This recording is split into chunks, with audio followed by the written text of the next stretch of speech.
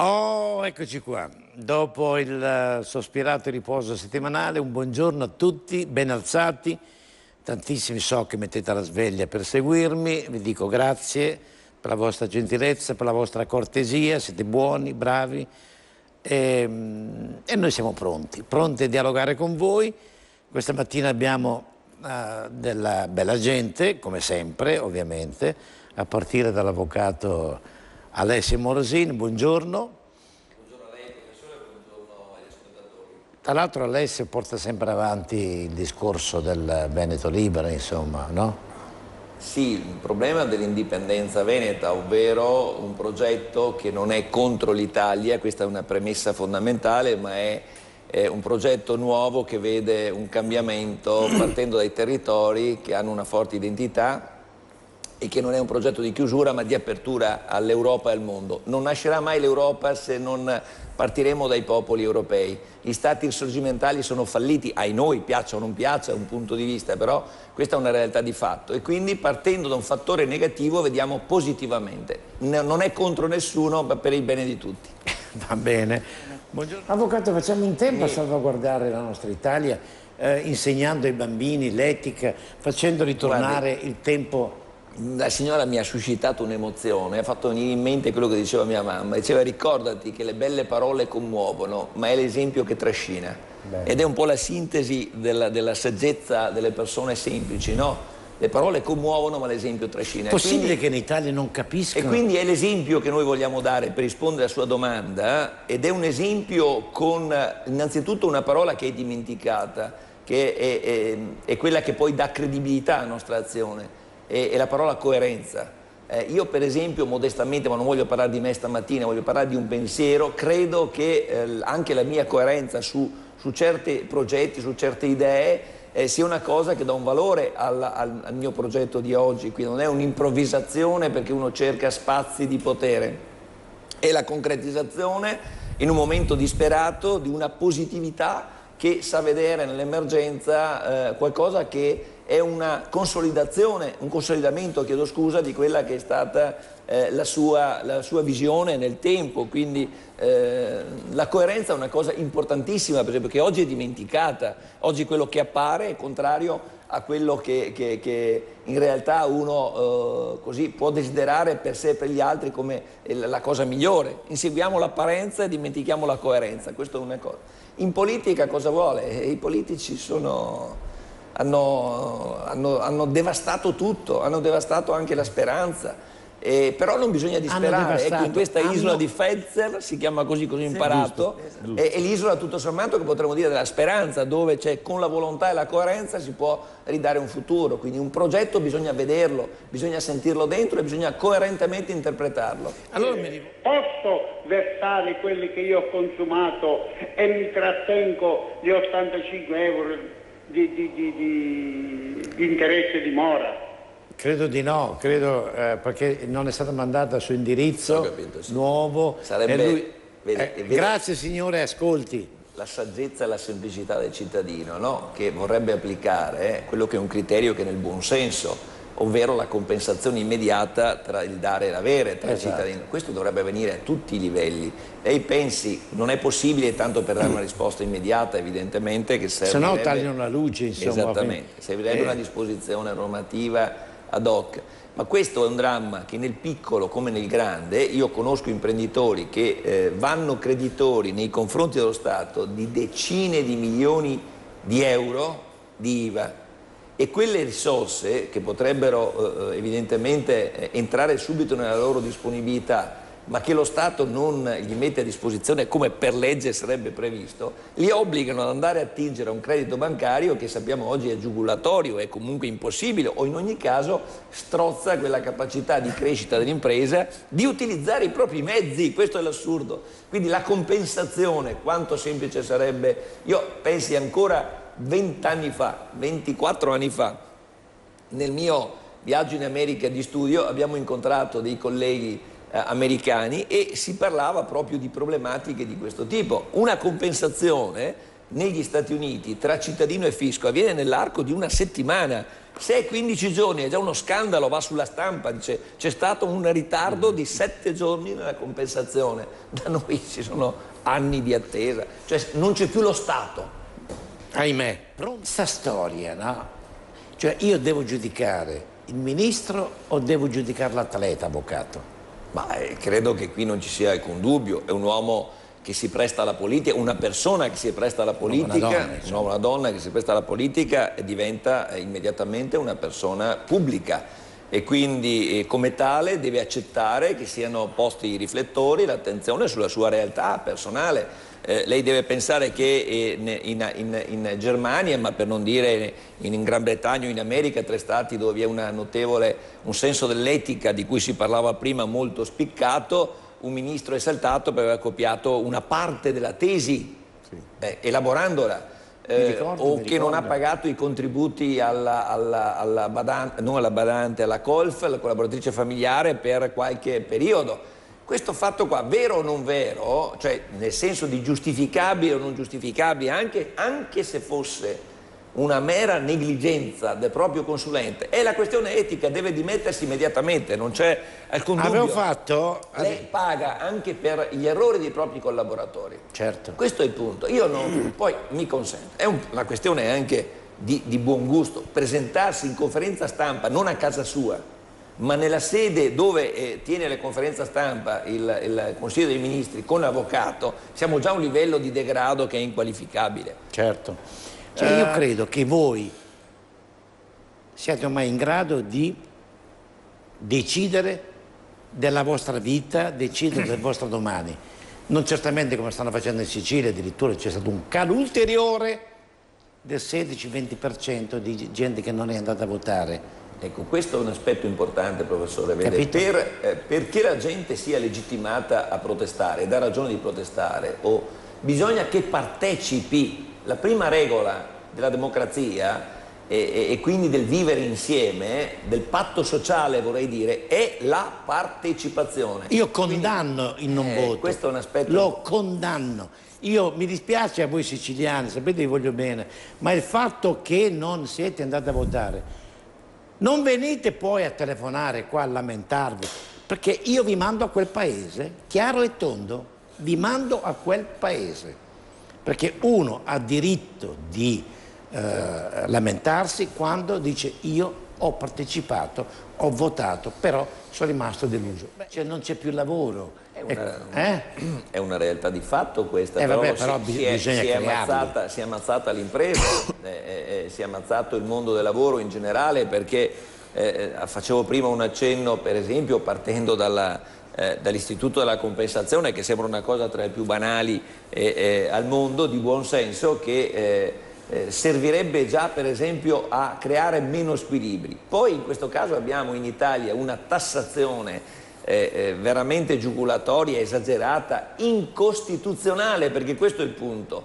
Quando uno Stato preleva dai cittadini più di quello che restituisce loro in termini di servizi, perché la tassazione serve a questo, non è che si preleva per mantenere una casta di burocrati o di personaggi che fanno solo il loro tornaconto. La tassazione viene utilizzata quale strumento per acquisire risorse al fine di rispondere ai bisogni del cittadino e quindi di soddisfare delle esigenze e servizi in favore dei cittadini. Oggi abbiamo una tassazione che va al di fuori di questo criterio e quindi è incostituzionale. Certo. Bisogna riequilibrare quelle che sono le regole del patto sociale, cioè una tassa deve servire a coprire una spesa, non deve servire a coprire la malversazione, la dissipazione, quello che diciamo ormai la burocrazia ci ha fatto passare come una inevitabile necessità, invece non è vero. Probabilmente, come dice Galli della Loggia sul Corriere spesso, e anche l'altro suo collega editorialista Panebianco, bisogna tagliare brutalmente la burocrazia. È quella il cancro un po' della vita politica, tant'è vero che ha contaminato la vita e del governo e del Parlamento. Che cosa ci sarà dietro se questi non hanno la forza e il coraggio di tagliare, di eliminare tutte queste consulenze stramiliardarie? Ma chi Quali poteri oscuri ci sono dietro, che non hanno il coraggio di dire tagliamo qua. E leggevo un articolo ieri sul Mattino di Padova, dice ma questo è come un libro bianco, no? Non si è scritto niente ancora. Perché? Perché tutti parlano, dobbiamo eliminare, però nessuno ha il coraggio di dire. Lei sta parlando dei compensi ai manager pubblici che dovrebbero avere un tetto. Questo è il problema. Ma vede, non solo. Ma le segnalo una nefandezza, una sola, perché l'argomento meriterebbe una trasmissione. Lei pensi che basterebbe introdurre un criterio di buonsenso anche là, di non consentire che siano nominati ai livelli dirigenziali negli enti pubblici quelli che sono stati, l'espressione non è elegante, trombati alle elezioni, ecco, o che non hanno avuto. E invece è lo strumento per ripagare coloro i quali non hanno avuto la fiducia dei cittadini, laddove vi sia ancora l'espressione di consenso evidentemente, e li si mette negli enti pubblici. Cosa può fare uno così?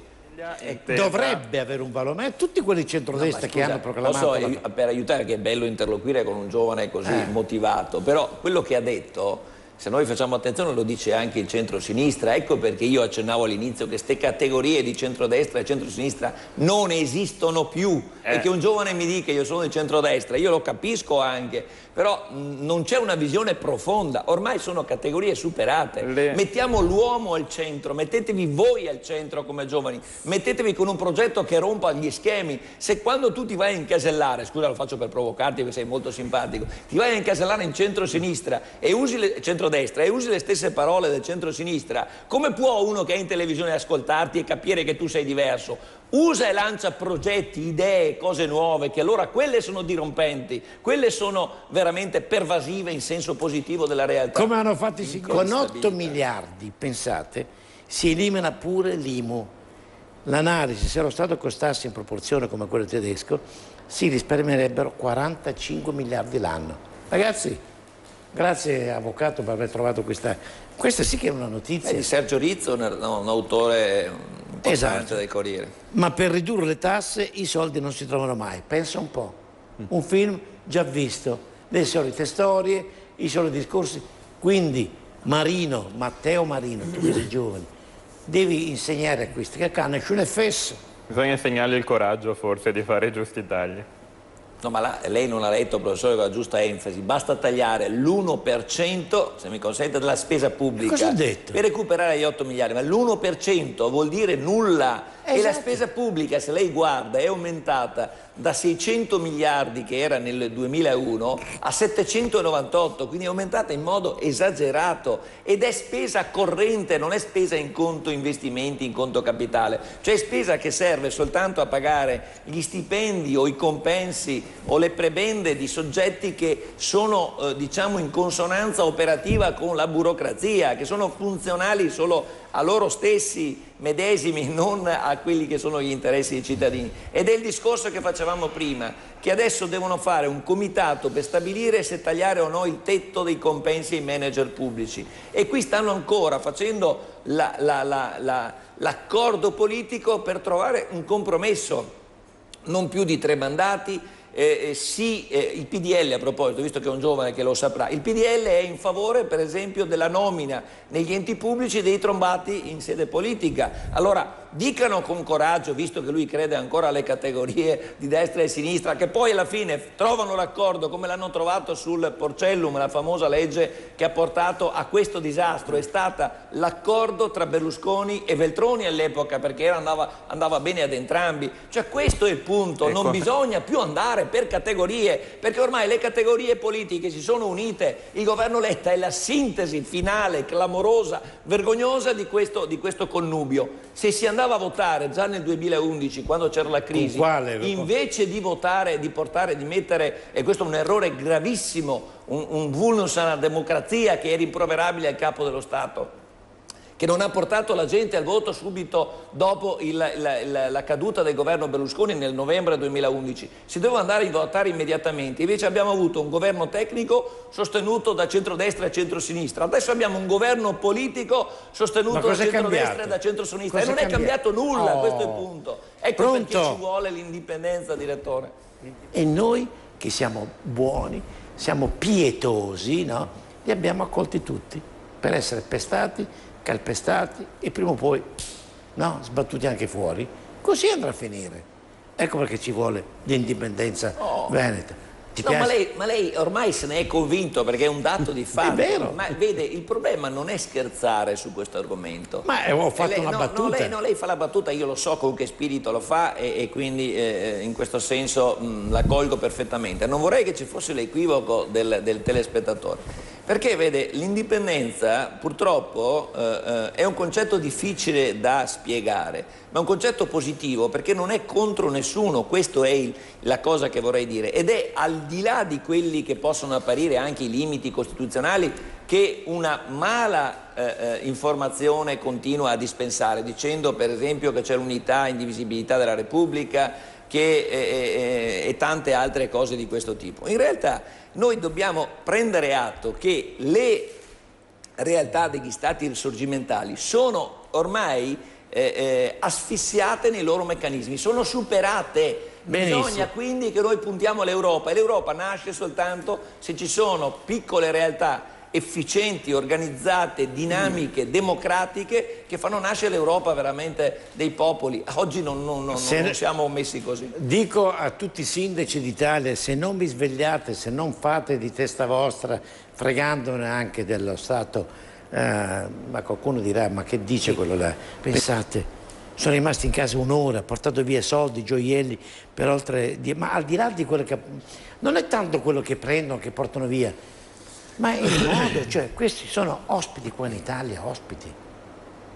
Lei sa da quando lo sta dicendo? Che al governo il ministro ha proposto di concedere l'amnistia o comunque una scarcerazione. Lo so, e preferisco non dire nulla perché mi incazzerei. Io sono contrario al fatto che è stato fatto ministro Kyenge, punto. E anche la tedesca, l'atleta, capito? Dov'è il nuovo? Cosa vuol dire essere nuovi questo qua? Direttore, il ministro della giustizia attuale, l'onorevole Cancellieri, sta portando avanti un progetto di legge, un'idea quantomeno, che però stanno sondando per vedere le reazioni anche, che prevederebbe per sfoltire il sovraffollamento delle carceri che dai 45-46.000 che sono le capienze regolamentari è a 68.000, quindi c'è una violazione anche delle norme europee. Lei sa che l'Europa ha condannato più volte l'Italia perché vi sarebbe la violazione dei diritti umani, in quanto i carcerati in Italia avrebbero meno di 3 metri quadri ciascuno, ovvero una dimensione che perfino i regolamenti che disciplinano l'allevamento dei maiali pare siano superiori. Ma al di là di questo è così. È così. Allora, per fare questo non è che si trova una soluzione alla giustizia o una soluzione, per esempio, di espiazione della pena. Ci sarebbe, professore, mi ascolti in questo punto, chiedo scusa se mi esprimo con lei in questi termini, ma è importante. L'espiazione della pena, perché non la si fa espiare appunto nei paesi di provenienza? Basterebbe fare degli accordi, qualcuno ci ha anche tentato, e costerebbe anche molto meno, perché un carcere nel Maghreb costa 10 euro al giorno, da noi costa quasi 300 euro al giorno. Caro avvocato, tanto se per lei dire, avesse seguito, adesso ci troveremo se lei avesse seguito di più la nostra trasmissione, io la seguo sempre. Si sarebbe, allora lei si è reso conto che è una vita che dico devono essere per quello siamo in sintonia. Ecco. E poi io resto basito quando leggo questi titoli: sorpresa dall'accoglienza dei Veneti, bagno di folla per il ministro Kyenge, a Giavere del Montello, il Sole sui tempi, non decido io, Forza Nuova dice la contesta. Ma qui non c'è da contestare, perché è inutile fare la contestazione, perché è un ministro della Repubblica Italiana, intanto bisogna avere il massimo rispetto. Che uno sia d'accordo o meno per averlo fatto, io all'epoca ero in disaccordo, ma c'è e bisogna rispettare, massimo rispetto. Solo 1 miliardo per il lavoro, avvocato. Pronto il piano per i giovani, e lei te dice sull'IVA non accetto il diktat. Certo che ha ragione comunque su questo. Chi è che sta dicendo o così o pomì? Io ho sentito Brunetta dire... Ma vede, questo governo è un governo che nasce su un equivoco voluto, tra l'altro, nel senso che Berlusconi ha fatto una cosa straordinaria, dal suo punto di vista ovviamente, non dal mio, è riuscito a superare un passaggio elettorale nel quale lui era dato già per sconfitto e fuori dai giochi. In realtà si è posizionato al centro dei giochi, ha impedito, non ha vinto lui, ma ha impedito al centrosinistra di vincere, cosiddetto centrosinistra di vincere. E così facendo alla fine li ha obbligati, ha fatto saltare Bersani, li ha obbligati a fare un governo assieme a lui. Perché lui deve ricrearsi una verginità, deve ricrearsi uno spazio di contrattazione politica e deve soprattutto andare alle elezioni sperando di vincere. Questo è lo schema. Dei cittadini non gliene interessa nulla a nessuno di questi. E quindi tutta sta querela, sto confronto, pseudo confronto, è tutta una finzione. La realtà, per dirla in breve, perché lei vuole risposte brevi, è che non hanno comunque i soldi per realizzare nessuno dei progetti che dicono. Nessuno. Lo Stato è fallito, lo vogliamo dire con chiarezza. Vuole che le porti anche un esempio, per farle solo un esempio banale, banalissimo. Lo Stato si può fare causa allo Stato per eccessiva durata dei processi, la famosa legge Pinto del 2001. Bene, io parlo di quelli del Veneto, i tribunali del Veneto che hanno dei ritardi, ci si può rivolgere alla Corte d'Appello di Trento, fuori regione. Sono in ritardo, hanno condanne, nel pagamento di 3 anni. Cioè lo Stato non riesce a pagare 5, 10, 15 mila euro, che sono più o meno ogni anno, danno dai 600 ai 1000 euro per ogni anno di ritardo. Se è una causa che ha avuto ritardo di 6 anni, circa 6.000, 7.000 euro. Tra una cosa e l'altra, circa 10.000, la media delle condanne è quella, grosso modo. Lo Stato non è in grado di pagare queste somme ed è in arretrato di 3 anni per migliaia e migliaia e migliaia di fascicoli. Ma c'è di più e non le dico puntini perché potrei farle altri esempi. Quindi non c'è più lo Stato. Ecco perché bisogna parlare in modo virtuoso di indipendenza veneta, per far nascere l'Europa e per superare l'Italia che è fallita, altro che la pubblicità. Tra poco non fa neanche quella senza l'indipendenza. Questo è il punto. Adesso l'ho messa in difficoltà. Posso allargare le braccia? Non con gli amici qua che sono tutti squisiti stamattina ed è piacevole. Ma in Italia ha l'1% del proprio PIL dedicato alla cultura, in Europa il 2,5%, siamo sotto, siamo gli ultimi in Europa. Mi permetta non basta dire, la buona volontà. Siamo la culla della cultura. Sì, la culla della cultura, ma siamo il fallimento dal punto di vista investimento, perché bisogna avere anche le strutture. Non c'è ricerca.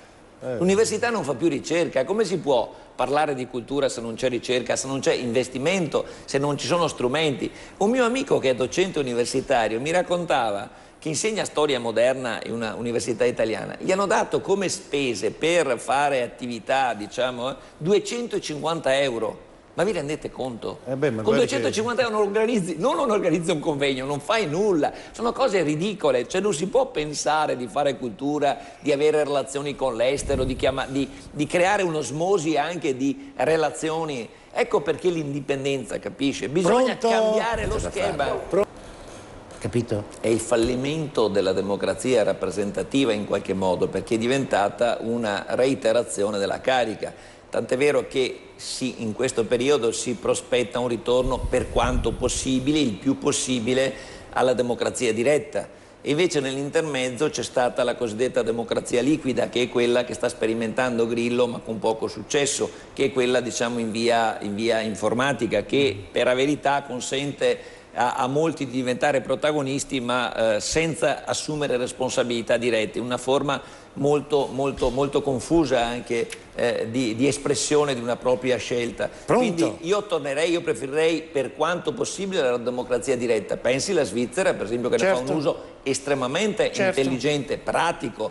C'è da fare un'opera, per esempio il ponte di Messina, no? Che è costato già miliardi di progetti che non sarà mai realizzato, perché il Pacifico non sarà mai realizzato, che continua a gravare come progettazione. Se ci fosse un referendum che dice sì o no, è finita. È vero. Che risolvono i problemi. Speriamo che questo possa accadere. Grazie avvocato per essere stato con me. Grazie a lei e io spero che mi dia l'opportunità di spiegare prossimamente bene quello che sta accadendo in Veneto, perché è molto importante. Certamente. Lei lo sa. Grazie anche